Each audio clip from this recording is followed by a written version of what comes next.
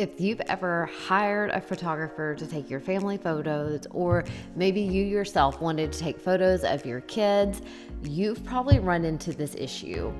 What do I put on my kids? What do they wear? What looks the best in the photos? That is the number one question that I get asked from my clients and my moms in mom photography school.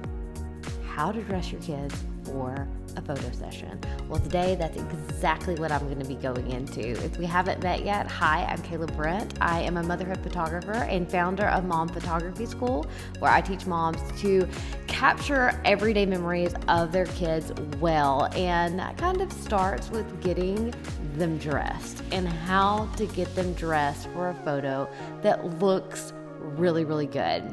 So we are going to be diving into that now. If you haven't already, make sure that you like and subscribe to my channel for all the mom photography tips and mom photography hacks. The first thing that we want to do when we're deciding on outfits for our children is make sure that we're choosing something that is timeless. This is a time where we do not want to follow the trends, y'all. Do not follow the trends.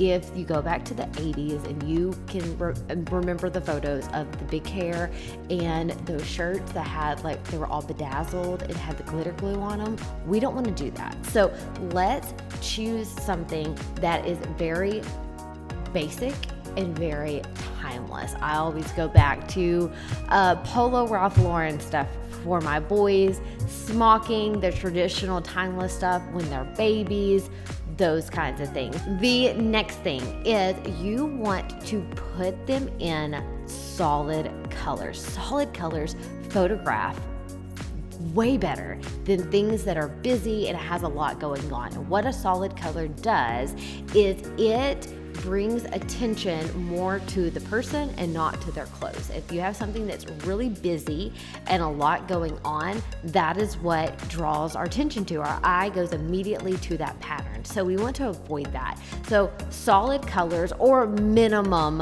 patterns. I like things that's like solid white or neutrals, those kinds of things, but with a pinstripe or a light stripe looks good as well. You can do pattern, but make sure it's not a loud, bold pattern. Choose something that is very subtle and very, very clean. And finally, a really big tip. If you are doing family photos, we want to coordinate, not match. So we remember back, not too long ago, we'd all go to the beach and we'd all wear the exact same shirt, like the white shirt. Everybody wore a white shirt or everybody wore a black shirt. Well, instead of doing that and it just kind of everybody blurs together, we want to coordinate and not match. So a way that you can start by doing this is choose like a neutral color palette and kind of choose colors, maybe whites and an off-white and maybe a beige. Or I like to find something for the person who's the hardest to dress, which is me. It's hardest for me to find an outfit for myself. So once I have an outfit and I'm like, oh, I really like this light blue dress. Perfect. Then I coordinate everybody else's outfit around that. I don't put light blue on them, but the light blue dress, it had a little bit of white on it. So my husband wore white. And my oldest son, he also wore white with khaki shorts. This was for our last family session. But I started with my dress. So whoever is the hardest to find an outfit for, start with them and then work backwards. And we don't want to exactly match, because then if you're all in the same color, it just makes one big blur. We want everybody to be seen in the photos. So coordinate, don't match. That is a big, huge tip to getting a really good photo that looks great on your walls.